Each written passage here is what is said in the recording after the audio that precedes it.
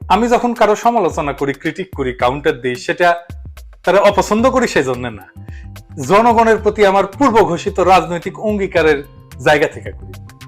জনগণের প্রতি যে দায় আমাকে আলোড়িত করে, আমার ভিতরে যে গভীর তাগিদ তৈরি হয়, সেটা থেকে করি। এইটা এখন আমার নিয়তি হয়ে গেছে। এখন কি করবেন? এর সাথে আমার ব্যক্তি মানুষ হিসেবে লাভ ক্ষতি, সুনাম দুর্নাম কুনাম এটার কোনো সম্পর্ক নাই। আশা করি বিষয়টা বুঝতে পারবেন। যাই হোক, এখন নূরকে নিয়ে একটা ফুল ডোজ দিতেই হয়। আমি কইছিলাম হুতায় দিব, আজকে আমি হুতায় দেব, অর্ধেক, পুরাটা না। এবং এটা অবশ্যই এখন রাজনৈতিক ভাবে জরুরি হয়ে গেছে। কেন জরুরি হয়েছে সেটা পরে আরো বিস্তারিত করব। আমার এতদিনের হালকা সমালোচনা অনেকটা প্যারাসিটামলের মতো ছিল। ভাবছিলাম যে এতে নূরের পাগলামি ছেড়ে যাবে, যাই হোক লাইনে চলে আসবে, যাই হোক উল্টা আমার বিরুদ্ধে সর্বাত্মক আক্রমণে নাইমা পড়ছে, পুরা বাহিনী নামাইছে, এমনকি হত্যার হুমকিও দিছে। ফলে এটারে জয় বাংলা করতেই হবে। তাই এখন আমার কড়া অ্যান্টিবায়োটিক ছাড়া এই পাগলামির অসুখ সারানোর কোনো উপায় নাই। আমার শত্রু তো আর এটা বলে না যে আমি তথ্য প্রমাণ ছাড়া কথা কই, সেই সব তথ্য প্রমাণকে তারা মানে না, তাই কয় আমি গুজব ছড়াই। একই কথা নুরার দলের লোকের মুখে। আমার প্রমাণকে এরা সত্য বলে মনে করে না, তাই মিথ্যাটাই ওদের কাছে সত্য, সেটা অন্য কথা। কিন্তু আমি তথ্য প্রমাণ ছাড়া কথা কই, এটা কিন্তু আমার শত্রু কইতে পারবে না, কয়ও না। আমার প্রত্যেকটা ভিডিওতে এত লিঙ্ক আর রেফারেন্স শো করার জন্য অনেক দর্শক বিরক্ত হয়, কয় দাদা আপনার কথার মধ্যে এত রেফারেন্স দেওয়ার দরকার নাই, আর এগুলো সত্য কথা সেটা তো আমরা বুঝতেই পারি, বরং কথার মধ্যে রেফারেন্স ঝিলিক মারলে মনোযোগে বিঘ্ন ঘটায়। কথা সত্য। ওনারা বলেন যে আপনার ন্যারেশনের দিকে, মানে বয়ান তৈরির প্রক্রিয়ার দিকে মনোযোগ ধরে রাখা বেশি জরুরি আমাদের জন্য। আর রাশেদ কইতেছে আমি নাকি তথ্য প্রমাণ ছাড়া কথা কই। হ্যাঁ, আমি তথ্য দিমু, আজকে প্রমাণ দিমু, একদম মন ভইরা দিমু। হ্যাঁ, খারাপ।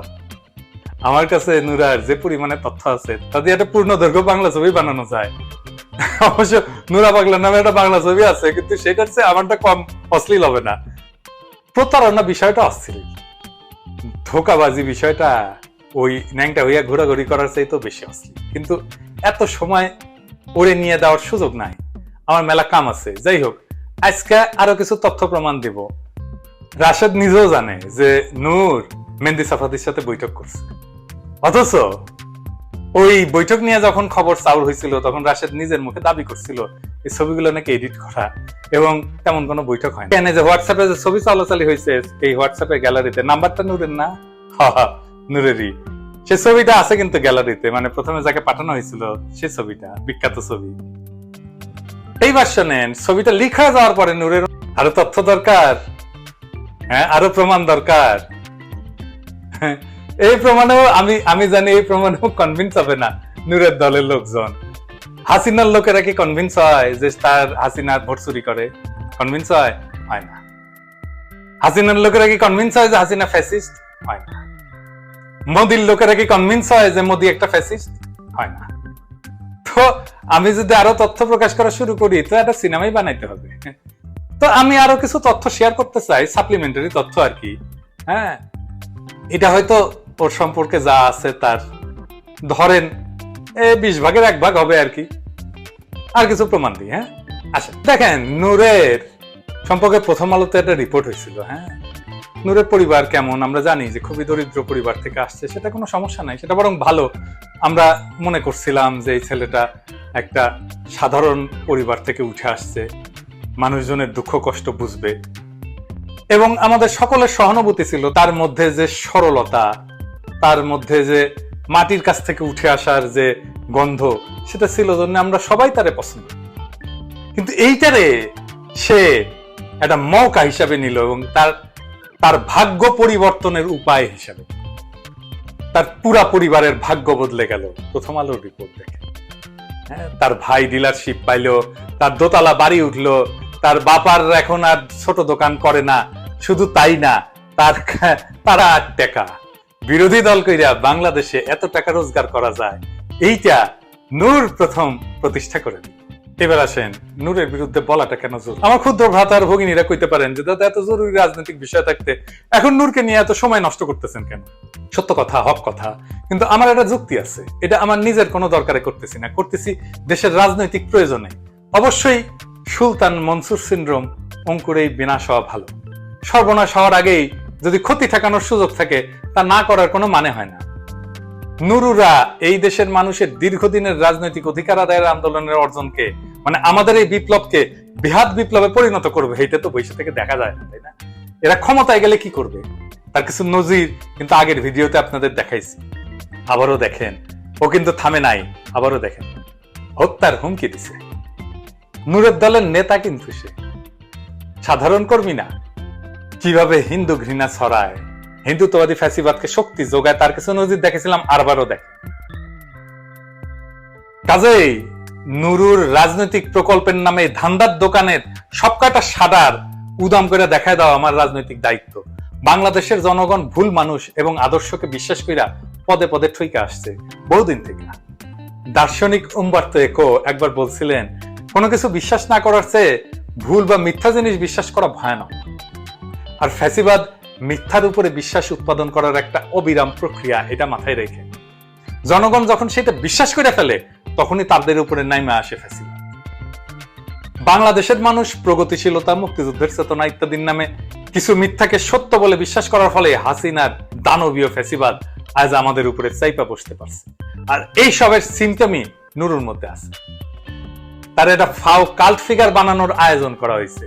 কথায় কথায় বিবি নুরের নামে জিকির তুলে তাকে কেন্দ্র করে একটা দোকানদারি শুরু হয়েছে। ফলে এইটা ক্ষমতায় যাইতে না যাইতে খেল দেখাইতেছে, এর বিনাশ না করলে বিপদ আছে। ফ্যাসিবাদ টিকায় রাখার একটা চাইনিজ কৌশল হলো নিজেদের প্রযোজিত আর একটা ফ্যাসিবাদ বা স্বৈরতন্ত্র বিরোধী আন্দোলন তৈরি করা। চায়নাতে কিন্তু প্রচুর সরকার বিরোধী আন্দোলন হয় এবং সবগুলা চাইনিজ কমিউনিস্ট পার্টির মদতে হয়। বাংলাদেশে এই জিনিসটা আওয়ামী লীগ আমদানি করছে। ফলে কাটাল রানীর রুহানি পুত্র নুরু কতটা আওয়ামী বিরোধী রাজনীতি করবে বা ফ্যাসিবাদ হাসিনার এই আন্দোলনকে ভেতর থেকে কতটা ক্ষতিগ্রস্ত করবে আশা করি বুঝতেই পারতেছেন। সে যে কাটাল রানীর রুহানি পুত্র, এটা কি আমি বানাই কইছি? হ্যাঁ হ্যাঁ, আমরা তো প্রত্যেক দিনই গালাগালি করে যে 250 টাকার অনেক কামলাই লাগানো আছে আওয়ামী লীগ বিজেএফআই, তো ওদের ভাতা টাতার একটু বাড়ানো দরকার। দেশে তো বিপুল মুদ্রাস্ফীতি হয়েছে, 250 টাকা খুব অমানবিক হইয়া যায়। যাই হোক, এটা নিয়ে উতলা হওয়ার কিছু নাই। কিন্তু আমাদের ভারত হটাও আন্দোলন এবং ফ্যাসিবাদ বিরোধী লড়াইয়ের ভেতরে থাকা শত্রুদের বিরুদ্ধে লড়াই জারি রাখা আন্দোলন সফল করার নীতিরই একটা অংশ। ফলে দুইটা কারণে এই নুরাদের ফাইট এখনই করতে হবে। এক, এরা সুলতান মনসুর সিনড্রোমে আক্রান্ত, মানে ভণ্ডামিতে নিমজ্জিত। পুরাই মিথ্যা আশা তৈরি কইরা জনগণের সাথে তামাশা করে এবং রাজনীতির মঞ্চে নাটক করে, যেমন খুশি তেমন সাজা প্রতিযোগিতার মতো একটা বিষয় মনে করে। নীতি আদর্শ না, গলাবাজি, নেতা বা রাজনীতি তৈরি করে এমন একটা ধারণা তৈরি হয়। এরা যখন খুশি ফ্যাসিবাদের পুত্র, যখন খুশি ফ্যাসিবাদের জম। ফলে তাদের ভণ্ডামির সিলসিলা থামানোর জন্য এদেরকে প্রতিহত করতে হবে। 2 নাম্বার, আন্দোলনকে সফল করার পরে যাতে এই ধরনের ভণ্ড এবং টাউটেরা দেশকে শাসনের সুযোগ না পায়, কোনোভাবে ক্ষমতার অংশ না হয়, জনগণের আবেগকে পুঁজি কইরা যাতে সম্পদ অর্জনের সুযোগ না পায় এবং ভেতর থেকে আন্দোলনের ক্ষতি করতে না পারে, তা এদেরকে আউট করতে হবে। ইসরায়েলি এজেন্ট মেহেদী সাফাদির সাথে দেখা করার অভিযোগে বিএনপি নেতা সফল ব্যবসায়ী আসলাম চৌধুরী আজ 15 বছর ধরে জেলের ঘানি টানতেছে। সেখানে নুরু তার সাথে মিটিং এর বিশ্বাসযোগ্য প্রমাণ থাকার পরও বাইরে ঘুরে বেড়াইতেছে, তারা কেউ কোনো প্রশ্ন করে নাই। আটক করা তো দূরের কথা, কোনো কিছু প্রশ্নও করা হয় না। এটা থেকে আপনাদের খটকা লাগে না? না, কোনো খটকার বিষয় না। সে কাটাল রানীর সন্তান, তার হিসাবই তো আলাদা হবে। আমি আমার ওই প্রথম ভিডিওতে বলছিলাম যে পোলাটা বড় হয়ে সুলতান মনসুর হবে, তাতে তেলে বেগুনে জ্বলে উঠছে। অথচ এই যে সুলতান মনসুর সিনড্রোমের কথা কে বলছিল, তার মধ্যে কে দেখতে পাইছিল? আসিফ নজরুল। এই যে দেখেন আসিফ নজরুলের পোস্ট দেখেন, তাও 4 বছর আগে। দেখেন উনি লিখছিলেন, আপনার দৃঢ় ভূমিকা দেখে আপনার মধ্যে তরুণ বয়সী বঙ্গবন্ধুর ছায়া দেখেছিলাম, কিন্তু বঙ্গবন্ধুর মেরুদণ্ড কোন শাসকের সামনে বিন্দু মাত্র নুয়ে পড়তো না। যদিও এই কথার সাথে আমি একমত না আসিফ নজরুলের। যাই হোক, উনি বলতেছেন, আসিফ নজরুল বলতেছেন, আপনার মেরুদণ্ড নুয়ে পড়লে আপনাকে তাই আর তরুণ বঙ্গবন্ধুর ছায়া মনে হবে না, বরং মনে হবে আপনি নির্ভীক তারুণ্যে বুড়িয়ে যাওয়া একজন সুলতান মনসুর। আর আমি বলছি পোলা বড় হইলে সুলতান মনসুর হবে। তো রাষ্ট্রটা কি আসিফ নজরুলের বিরুদ্ধে মিছিল করেছে, প্রেসক্লাবের সামনে যায় বক্তিমা মারিছে? মারে নাই। হ্যাঁ, কিন্তু আমার বিরুদ্ধে একই কথা বলার জন্য কেন মিছিল করলো? দেখেন কমেন্ট গুলো দেখেন। আসিফ নজরুল ভাই, হিন্দু মানুষকে বিশ্বাস করা যায় না, নুরের দলের লোক। এই হইতেছে নুরের দল। এই দলের সাথে বৈশাখ কথা বলাও তো কারো উচিত না। আর আমার যেভাবে হত্যার হুমকি দিচ্ছে দিনের পর দিন, কোন ব্যবস্থা নিচ্ছে? তার বিরুদ্ধে নেয় নাই। মুরাদ টাকলার মন্ত্রিত্ব চলে যায়, জাইমা রহমানকে একটা অগ্রহণযোগ্য মন্তব্য করায়। হাসিনাও তো এর ভালো। কতখানি জাউরা হইলে, কতখানি খারাপ হইলে, কতখানি ফ্যাসিস্ট হইলে দিনের পর দিন এই কাজ করে যায়। হ্যাঁ, এদেরকে মরাল সাপোর্ট দেন আপনারা, তাই না? হ্যাঁ, কি আর কমু। যাই হোক, নূরের দল যে 2 নাম্বারই রাজনীতি করে, ওই 2 নাম্বারই রাজনীতি উসকা দিন গুজার গিয়া, ওই দিন বাগে খাইছে। হ্যাঁ, চেষ্টা চালাইতে পারেন যে পিনাকি ভট্টাচার্য হিন্দু বংশোদ্ভূত জন্য সহজ আক্রমণের লক্ষ্য বানানো অর্থ সোজা না। হ্যাঁ হ্যাঁ, পারবেন না, পারবেন না। এই 2 নাম্বারই রাজনীতি, নূরার রাজনীতি হামলা দেওয়া হবে, দুনিয়া তো সোজা না। আমি আমার প্রথম ভিডিওতে কোটা সংস্কার আন্দোলনের একটা ক্রিটিক করছি যে কেন এই আন্দোলন সফল হইল না, এবং যেহেতু নূর এই আন্দোলনের নেতা, ন্যাচারালি তার প্রশ্ন আসবেই, তাই না? আমি কয়টা জিনিস, 1 নাম্বার বলছিলাম যে এটা একটা পেটি বুর্জোয়া আন্দোলন ছিল, যার কোনো রাজনৈতিক লক্ষ্য ছিল না। 2 নাম্বার, ফ্যাসিস্টের কাছে দাবি জানায় ফ্যাসিস্টকে বৈধতা দেওয়া হয়েছে। 3 নাম্বার, মুজিবের ছবি হাতে নিয়ে স্লোগান দেওয়া হয়েছে মুজিবের বাংলায় বৈষম্যের স্থান নাই, অথচ মুজিব বাংলাদেশের গণতন্ত্রের প্রথম হত্যাকারী, আর মুজিবের বাংলায় এমনই বৈষম্য হয়েছিল যে তার চোটে দুর্ভিক্ষ হয়েছিল এবং সরকারি হিসেবে 30,000 লোক মারা গেছিল। 4 নাম্বার, নূরে আন্দোলনকে রাজনৈতিক বলছে, আর বলছে রাজনৈতিক আন্দোলন সহিংস হয়। তো ও তো এখন রাজনীতি করে, সে কি এখন সহিংসতা করে?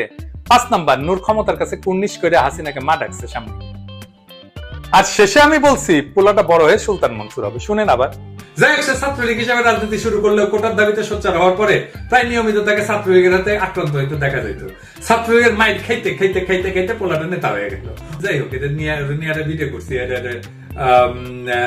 আর বেশি কিছু কই না আর কি। হ্যাঁ, তা আমি যা মূল্যায়ন করছিলাম সেই মূল্যায়নকে আমি এখনো সঠিক বলে মনে করি। পোলাটা বড় হয়ে সুলতান মনসুর হবে। করে নিয়ে কথা না কই, আমরা কোটার বিষয়ে থাকি আর কি। তেলে বেগুনে জ্বলে উঠছে।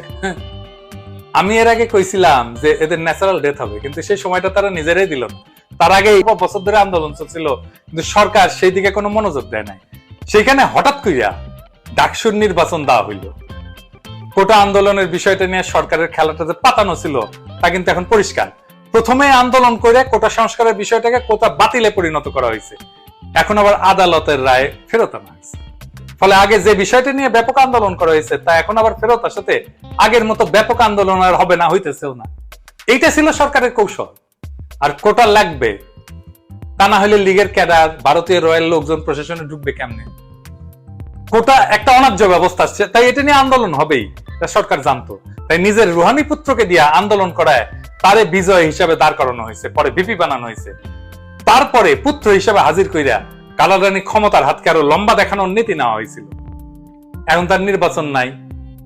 ডাকসুর নির্বাচনে নূরকে কিভাবে জেতানো হয়েছিল সেই সময় ছাত্র দলের প্রত্যেকটা নেতা কর্মী জানে।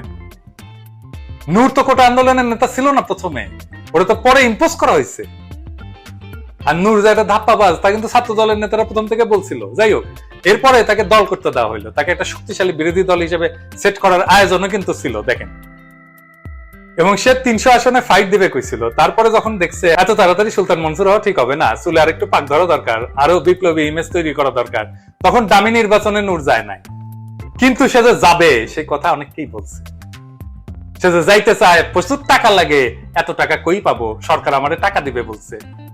এই কথা বলছে এবি পার্টির মুজিবুর রহমান মঞ্জুকে, এই কথা বলছে আসিফ নজরুলকে। ওনারাই বলুক বলছে কিনা, তার কাছে গেছে কিনা যে আমি নির্বাচনে যাইতে চাই। মুজিবুর রহমান মঞ্জু বলছে যে আসিফ নজরুলের কাছে যান, উনি সিনিয়র মানুষ, ওনার কাছে শুনেন। আসিফ নজরুল নিষেধ করছে, তাই যায় নাই। এটার এখন বিরাট ক্রেডিট হিসাবে প্রচার করতেছে। যাই হোক, নূরকে কাটাল রানী মানে ভারতের প্রেসক্রিপশন মতো তৈরি করা হয়েছে, সোজা হিসাব। এটা বোঝার জন্য বিজ্ঞানী হওয়ার দরকার নাই। সেই সময় ভারত দরদি বিবিসি বাংলার নিউজ গুলো দেখলেই বুঝবেন, তাদের শিরোনাম গুলো খেয়াল করলেই বুঝবেন।